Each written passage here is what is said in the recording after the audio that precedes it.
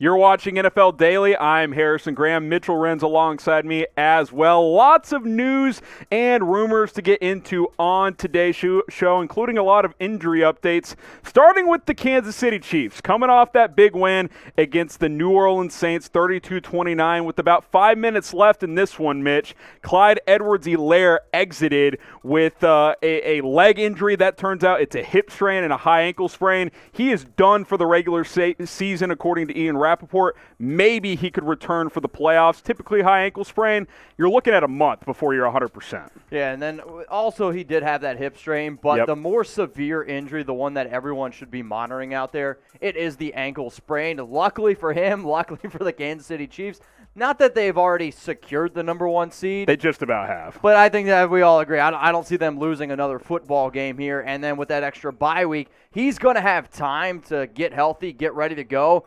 And even though Le'Veon Bell, he's a little bit overrated, I'm just going to say it, a lot of NFL teams would kill to have a backup running back like Le'Veon. Certainly, and Bell's played better, and we'll talk about him a little bit more here in just a minute. But Edwards-Helaire, he fell out of the Rookie of the Year race, but certainly has had a great season. Oh, 4.5 yards per carry. Had an outside shot of getting that 1,000-yard rushing mark. I don't think he would have gotten there, but certainly 900-plus there, and an offense that is primarily a passing attack. So missing him will certainly hurt, and if he can't return for the playoffs, that will be a big loss. But you do have Lev Bell, who's probably coming off his better game. 15 for 62, scored a touchdown on that sweet little option play against the Saints. He's certainly capable. He's not what he was in Pittsburgh, obviously, and I think that's been proven with his time with the Chiefs, is that, sure, the Jets were bad, but Bell's obviously not the same guy. But he's serviceable. He can carry the load there, and again, he's not a guy that you need to give the ball 25 times to, because you have some guy named Patrick Mahomes playing quarterback, and you're going to throw the football quite a bit. So he's not going to play in the regular season, Mitch, but will he play at all this season, playoffs included? Type Y for yes, type N for no. The good thing for the Chiefs, like you said, unless they lose out and the Steelers win out, the Chiefs lock up that number one seed, and he can rest potentially for 3-4 weeks, and he might be able to return for that divisional playoff game here in about a month. I'm going to guess that he is going to end up playing. If I was a rookie player and I could get into my first playoffs, don't get me wrong, he's going to make the playoffs again, especially if he plays with the Chiefs. I don't know. But you're going to have that motivation where you're going to want to get out on the football field. And if he gets the green light, I'm a big believer that he is going to end up playing. So, again, y'all, Y for yes, N for no. Here is the Chiefs' remaining schedule. It's going to be pretty easy, I would say. And this is why you take care of business early, right? If things like this flare up, because you can kind of coast the rest of the way. 13-1, you don't have to put a lot on the line in these final two games. I do think the Chiefs will approach at least Week 16 like a normal game, even if the Steelers were to lose on Monday Night Football, just because you don't want to rest starters for 2 weeks, then have the bye week, then all of a sudden you haven't played in 3 weeks. Rhythm does matter in the NFL, so I think their guys will play in Week 16. It'll be an opportunity to give Le'Veon Bell some extended work against the Falcons and potentially the Chargers as well, see what Darrell Williams can do also. And then that projected bye week, because like we said, they are expected to get the number one seed. So Edwards-Helaire out for the regular season. We'll see if he can return for the playoffs. NFL Daily has partnered up with Fanatics, and if you don't know what Fanatics is, basically it's a sports apparel company. NFL gear, college football, Major League Baseball, NBA. They have tons of t-shirts, hoodies, hats, socks, keychains, all kinds of stuff for your favorite teams across every single sport. And hey, if you want to get a perfect stocking stuffer for Christmas or even a post-Christmas gift, just give them a gift card. It's hard to pick out. Like, a lot of people are in between sizes, right? Like, sometimes I wear an XL. Sometimes I like a bigger shirt. I wear a 2X, whatever it is. If you don't know how to pick it out, just get a gift card. Chatsports.com/gift card. And Mitch, these are just many examples of the items you can get with our partner Fanatics. But I suggest just getting a gift card and letting your loved ones pick out what they want. So my family, they're from Pennsylvania, and you can't go to any stores right now due to COVID. And I don't know about you, if I'm going to try on clothes, I would like to actually be able to try it on. But with the gift card idea, is you can just keep it, and whenever you need to be able to figure out whatever you need to get, you can go ahead and do it. The other day I asked my girlfriend, what size are you? And she about flipped me off. So I can't win that one either. I'm just going to let her pick out what gift she wants, and I'm going to let my dad figure out what he wants. Also, I don't know about you, but when grandparents are like, what do you want this year? I'm like, cash or gift cards are easiest because then I can just pick it out. But they're always like, oh no, I'm like, gift cards are the best gift because you can pick it yourself. You don't want to be that guy that has to take back presents because grandma didn't know what you to get. Grandma still get me VHS tapes. Just get a gift card from Fanatics. Chatsports.com/gift card. It's the perfect present this holiday season.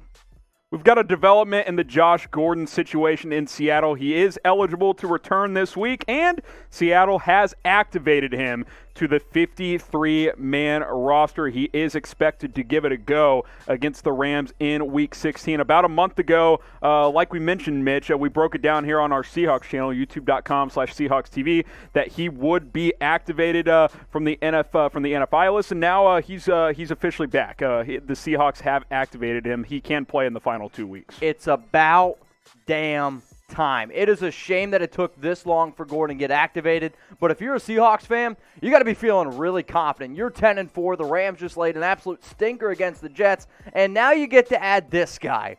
238 pounds, 7% body fat, Josh Gordon. Is that Evan Ingram? I mean, that's your third wide receiver. Now, DK Metcalf probably laughs at his body. However, anytime you can add this type of player to your arsenal of an already deadly offense, it doesn't matter if the Seahawks are giving up 30 points a week. When they got an offense like this, heck, I don't even care. Put Josh Gordon out as a tight end for all I care. I mean, he is an absolutely incredible player who just continues to be able to get it done, and I'm really curious to see what this offense looks like. Yeah, and you start to have that thought, right? Like, man, just imagine if it's peak Josh Gordon. Oh, DK Metcalf. Oh, Tyler Lockett. He's pretty damn good. Oh, Josh Gordon, wide receiver 3. Okay, that's pretty fun. David Moore slides into that wide receiver 4 role. He's had a nice season overall. And then you have some guy named Russell Wilson who's pretty good at quarterback, and you can run the football down people's throats with Chris Carson. So the possibilities are endless with this Seahawks offense. It was already stellar, Mitch,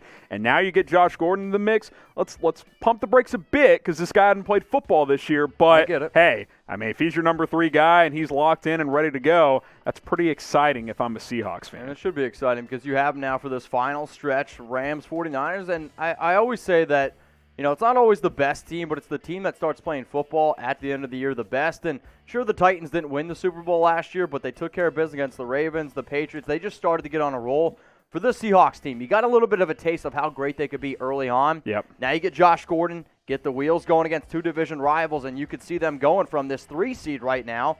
I mean, I would say they're probably better than the Saints right now, who played an okay game, I would say, against the Kansas City Chiefs. But for Seattle, you're sitting there at 10-4. You could easily finish the season at 12-4. Yep. But I don't know. I could also make the argument maybe they should have stayed as the 5 seed because playing Washington would be easier. But well, you want to play at home even in a COVID sure, year. Sure. I know there's not going to be fans and all that stuff or limited fans, whatever it is. You still want to be at home. You don't want to be flying all over the place. And really, to win the division, you got to win this week. I mean, that's what it comes down to if you're Seattle. I know the Rams just lost to the Jets. Seattle lost to the Rams earlier this year. This Rams team is good. I think they looked ahead. I think they looked past the Jets. They were watching film on Russell Wilson all week, and they lost. It's the NFL. It happens. I think the Rams will be locked in for this game, so Seattle needs to come out focused. And, hey, maybe some guy named Josh Gordon can give them a little bit of a boost in this matchup. So who you got, Seattle or the Rams? Type SEA for the Seahawks, LAR for the Rams. Get your votes in the comments section. Winner of this one pretty much decides the NFC West because if the Rams win, they'd have the same record, but they'd have the tiebreaker. I'm going to go with the Seattle Seahawks in this one. I think they're going to take care of business. I just don't trust Jared Goff in December and January. Call me crazy. Give me the Seahawks 31-28 over the Rams.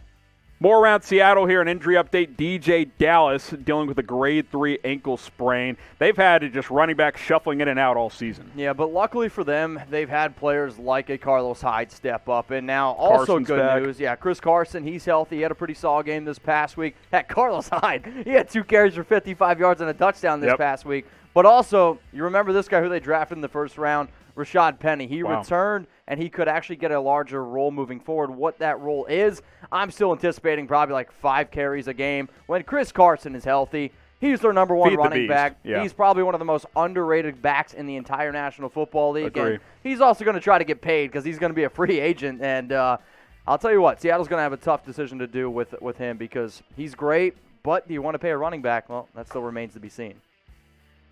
Get subscribed to Chat Sports. We are the home for you here on YouTube for the latest NFL news, rumors, our famous live mailbags. And our guy, Tom Downey, the reason he's not here, he's in the lab. He's looking at film, getting ready for the 2021 NFL Draft. It's Mock Draft SZN. He released one, about 10 days ago? Yep. I guarantee you he's got about 6 more ready to go. Well, we're going to have to make it brand new one because the Jags are the number 1 pick When the Jets won, he was like, I got to do a new mock draft. I'm not going to be on Christmas. Not going to be at work. So I'm working on the mock draft. We do it all here on Chat Sports. Get subscribed. Turn on notifications. We just crossed 227,000 subscribers. If you're one of them, give yourself a big pat on the back. And if you know someone who's not subscribed, just share that link with them. It's youtube.com/chatsportstv. We have a big AFC matchup in Week 16 between the Miami Dolphins and the Las Vegas Raiders. Lots of storylines, injury stuff surrounding both of these teams as we head into this matchup on Saturday night. Let's get into the latest surrounding the Raiders and Derek Carr heading into this matchup. Mitch, take it away. So, obviously, Derek Carr left the first quarter against the Los Angeles Chargers on Thursday Night Football. He pulled up with a groin injury after going 3 of 5 and was leading a nice drive for the Raiders. As soon as that happened, me included, everyone took a big old gulp and goes, oh no, what's going to happen now? Marcus Mariota came into the game, looked very good, and now there's a little bit of a debate going on in, I guess, amongst Raider Nation and who should start going forward. So Carr, when the injury initially happened, they said it was going to be a 10 to 14-day time for his groin to heal. Well, with all the days that have passed, now its timetable is about 7 to 10 days of rest that he needs. However, Derek saw Marcus Mariota play and was like, oh, wow, that guy looked pretty dang good. He did. And if I need to be able to keep my job, should I potentially come back? Now, I've given my 2 cents of this on the Las Vegas Raiders Report, and for all you Raider fans out there that haven't subbed yet, you can see the link below, youtube.com/Raiders Report. But apparently Carr is pissed, and he wants to play Week 16. Look, Derek Carr's a competitor. We know that. He's having a good season. He's frustrated at how things have unfolded in recent weeks. And on top of that, Marcus Mariota came in and gave the Raiders a very good chance of winning that Chargers game, a must-win, in my opinion. Oh, yeah. Playoff hope still alive, but dwindling at this point and pretty unlikely.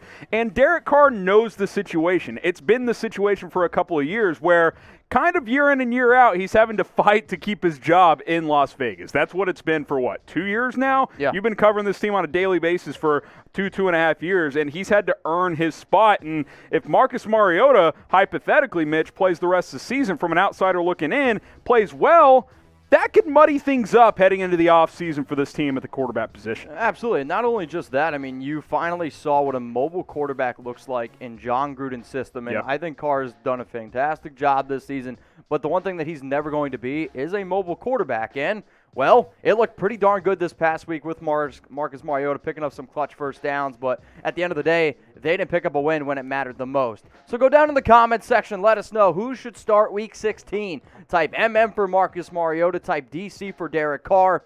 My 2 cents on this, Harrison, I'm going to rock and roll with Mariota because, for me, you're going to bring back Derek Carr next year because his contract is so favorable. Like $22.125 million in 2021, $19.6 million in 2022 if you end up keeping him. But for Mariota, either you pay him or you let him go, in my opinion, because if you let him go, you can save $10.1 million, and this is the time where he needs to earn his contract. What about this scenario, Mitch? I'm going to throw this at you. You play Mariota the rest of the way, which I believe you do anyway, because Carr's not 100%, and your playoff hopes are pretty much dead at this point. Yeah. Just my opinion here. And what if he plays so well that, A, you consider making him your starter? I think that's a long shot. 3 games won't prove enough. But B, and maybe more importantly, maybe you can trade him. Bingo. Maybe you can get something for him. Now, you're not going to get a first, second, third, but you trade him for a 4th? I mean, that's something for a guy that you brought in to be your backup. I mean, I think that is your best upside at this point because let's be honest, you're shifting to the offseason into 2021 at this point if you're being realistic as the Raiders franchise. So I'm typing my MM. I think it's Marcus Mariota. Lots to get into on this Dolphins and Raiders matchup. Dolphins are 3-point favorites in this one. The over-under set at 47.5. That'll be an interesting one because from the Raiders side of things, hammer the over. But the Dolphins' defense is pretty damn good, Mitch. I'll tell you what, I think this is probably the best defense right now in all of football. But their defense is so simple.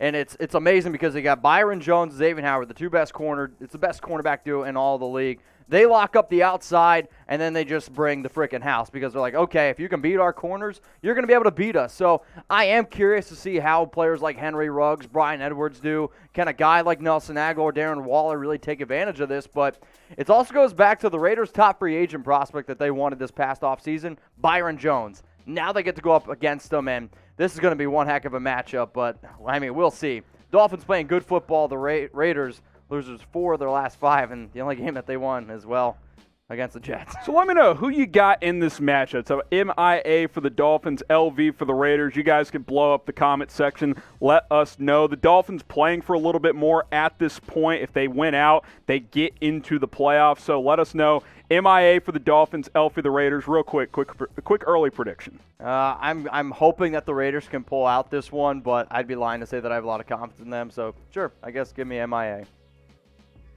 Let's get into the latest surrounding the Miami Dolphins heading into their matchup with the Las Vegas Raiders. Got some injury stuff to get into in just a moment, but including on DeVante Parker and Mike Gesicki here, Mitch. Yeah, absolutely. So DeVante Parker has been the number 1 wide receiver for this Dolphins team the entire season and had a little bit of a breakout year last year, over 1,200 yards, 9 touchdowns, top 5 in terms of yards. But you see all these leading receivers for Miami, none of them played last week, and they still came away with a W. So obviously, if you got a young quarterback in Tua, you're hoping that you're going to have some of these pieces. So let's first talk about DeVante Parker.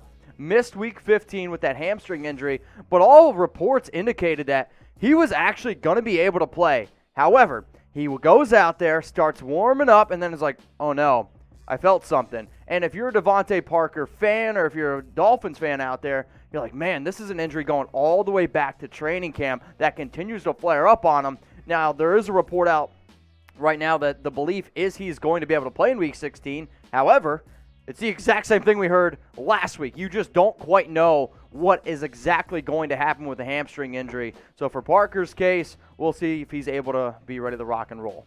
Also, Mike Gesicki has been a guy who's been in and out of the lineup. He's been a really good find and developed type of player in Miami. He's kind of come out of nowhere the last year and a half or so as their top tight end here. He's been dealing with the shoulder. Yeah, I mean, this is one of these guys, when he first came out of Penn State, he has all the athletic attributes, if you will, to be a true pass-catching tight end in today's NFL. Now, he did miss last week. That was, I believe, his first game he missed on the season. Now, for Gesicki, he could return this upcoming week, but for the Dolphins, they just simply need more offensive options. I mean, you're using players like Durham Smythe, and you're using guys like Lynn Bowden Jr. to really be that safety blanket for Tua, and yet you still see a quarterback who is able to get it done, get these pieces going. But, I mean, if Gesicki and DeVante Parker play against a really banged-up Raiders secondary, it could be a long day for Vegas. I promise you this. I did not. The plan when Brian Flores named Tua the starter was not to have Parker hurt, not to have Gesicki hurt. The idea was, hey, we got some team-friendly weapons healthy. Exactly. Let's see if our rookie quarterback can make a playoff push. And now they've been all banged up, but they just keep on winning games. We'll see what happens in this Dolphins versus Raiders matchup, and it's a big one, especially for Miami, because that number 7 seed very much up for grabs still in the NFL. Yeah, I mean, so right now they have the tiebreaker over the Ravens. I believe it's due to conference record, and if it's tied up now after the games, then it goes to the strength of schedule, essentially. So with the Dolphins at 9-5, the reason why this is such a big game for them, I mean, they have a really difficult matchup in Week 17 against the Buffalo Bills, and I'll say this. If it's not for the Chiefs, the team that's playing the best football right now is the Buffalo Bills. The only loss they've had in the last 6 games is that Hail Murray type of play, and Josh Allen is playing elite football. If you're Miami, I would say that, sure, you should be able to take care of business against the Raiders. That's a must-win if you're Miami. But for the Bills, man, I mean, that's tough because I think the Ravens, they're going to win at least 2 games. Yeah. I mean, they have a really easy stretch. So if you're Miami, it's tough sledding. It's going to be really, really tough sledding. So predict the final Dolphins record, 9-5. They've got the Raiders. They've got the Bills, both on the road to finish things up. I'm going to go 10-6. I think they'll split the final 2, and 10-6 and not making the playoffs, that's still a possibility, which would be unfortunate for Miami. Yeah, I'm on board with you as well there, Harrison. I'm going to go with 10-6 as well. If there's any Dolphin fans out there, our Miami Dolphins YouTube channel just crossed 8,000 subscribers. Simple. More subs equals more videos. So if you guys haven't, please go ahead and subscribe to the channel. It's youtube.com/Dolphins News.